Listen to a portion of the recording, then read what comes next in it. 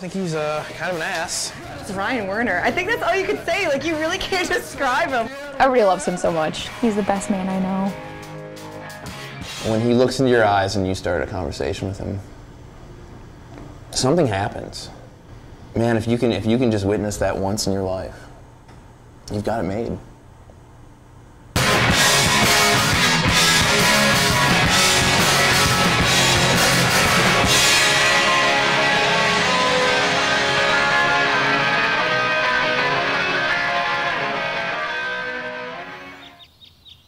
My name's Ryan Werner, from a small farm outside of Cube City. I play in a sleazy classic rock band called Legal Fingers. I play in a loud instrumental rock band called Young Indian. I work at a bar called Arenell. Doing the door and cleaning, I run the micropress passenger side books out of my small apartment. And I work here at the Dubuque Montessori School. I get to be a nutritionist if I want to sound fancy, but I'm not that fancy. But yeah, I'm the hardcore champion for Halloween. Pretty cool.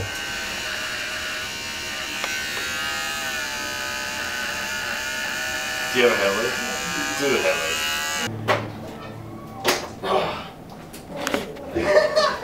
headlight? Wait, Werner, who are you? The Ultimate Warrior. Ex-professional wrestler, now neo-conservative politician.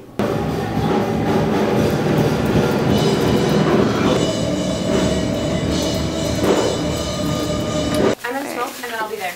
Okay. Fucking party! Arenell, are you ready? Woo! This one's about the greatest band in the world. It's called Love Thing from Legal Fingers, Taking Away Me.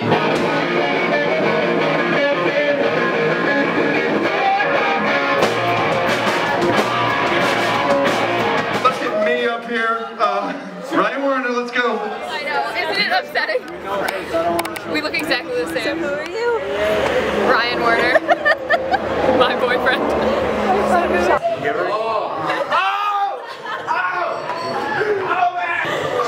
told to fuck myself before. Never thought I'd want to. What's up, dude? What are you doing?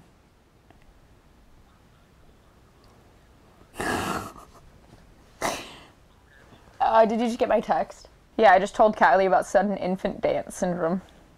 SIDS? Like S-I-D-S, sudden infant dance syndrome. I guess I didn't tell him about that, but all he said was, no, haven't heard about that, it sucks. Like, he told me once that he was like, you know, the only reason I like you is because you're the least charming person I know. I don't know what to say about her.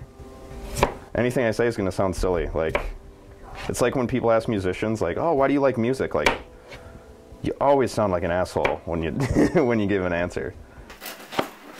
I mean, the three bands that he has are all extremely creative, but in very different ways.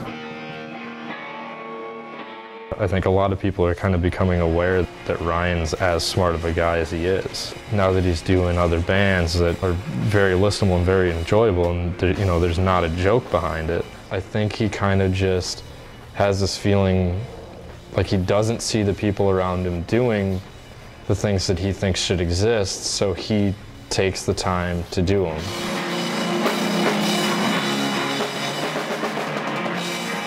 Hey guys, make some noise for Young Indian. Yeah! Those fucking guys reminded me exactly why haters from SMU. Everything he does is 100%. Writing, I think, is his biggest passion, you know, but he does all of those other things so he can have time to do what he loves. I'm going to read one from the chapbook I had that came out earlier on this year. It's a story cycle, which means that all the stories are sort of mini arcs that build up into a larger arc. And follows a Midwestern guy every 2 years of his life from the age of 18 to the age of 28. It's one of the more autobiographical things I write. Usually everything else I make up, but this stuff is closer to home, I guess. It's about the Midwest. I've got a bag of covers for Murmuration here. Super great. And then I just printed on a brown, like, craft paper cardstock. I tried to print them myself on like a craft paper, but I fucking ruined a printer doing that. The ink got all in the rollers, so good $100 lesson. But the micropress is called Passenger Side Books. I named it after the first story I ever got published.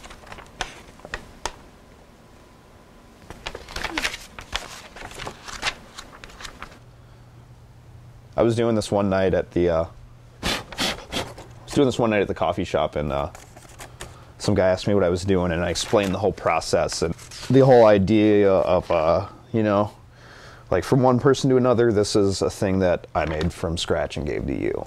And he said, oh yeah, it's cool that you know, do the crumpling and the little burning and things like that. He's like, my daughter does the same thing when she does art projects, you know, so shows you about how seriously this is taken. And that's sort of the theme for the book, Murmuration, the big Midwestern anti-fairy tale. But because that's at least the part of the Midwest I'm from. You know, there's not, you find something to do, or you do nothing. You know.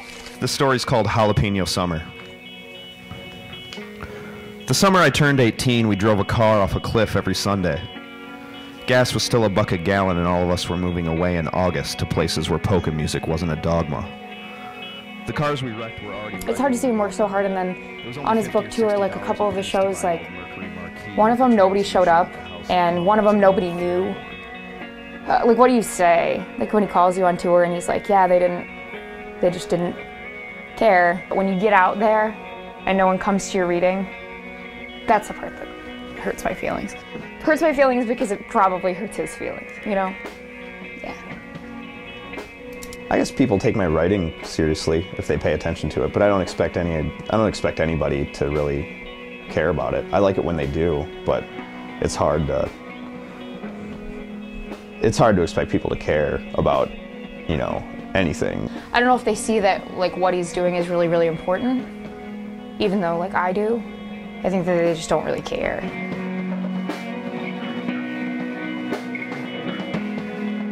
I look pretty bad on paper. I don't really have any qualifications. You know, I took all my time in college after I got into writing and just wrote, and that's all I did. And, you know, I wrote and I played in bands, and that's fun, and you'll go places doing that, but as far as, like, you know, getting a job and impressing people and needing to do things, you can't really put, yeah, I wrote a book and drove to Portland to promote it on a resume, because you just look like an asshole. I think it's probably got to affect him when people just talk to him about wrestling and just make jokes about that stuff and don't think he knows anything else. He's important to me. And sometimes I wonder why he's not as important to everyone else. I placed first on the campus writing competition, which was the only thing I could put in a bio for a long time, which was sad. But yeah, I read everything that he writes. In college, he won a writing contest. But of course, I have that laminated and on my refrigerator, and have for several years. What do I think of Ryan? I think he's great. I couldn't ask for a better son. Well, besides Nicholas. But he's always made me proud. Sometimes frustrated, but mostly proud.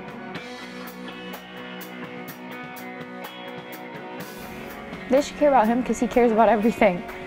He cares about every single thing he does, even if it's cleaning puke out of limestone.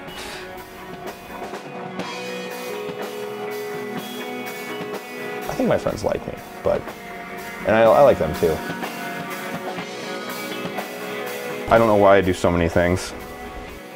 Someone told me once that if you have a routine, everything goes faster, so I should probably do less, because I kind of want it to last.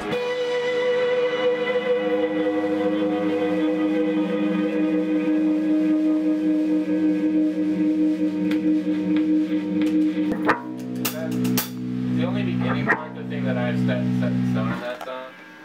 What do you mean? That was another part that you had written for me, and You only really played 2 parts in the whole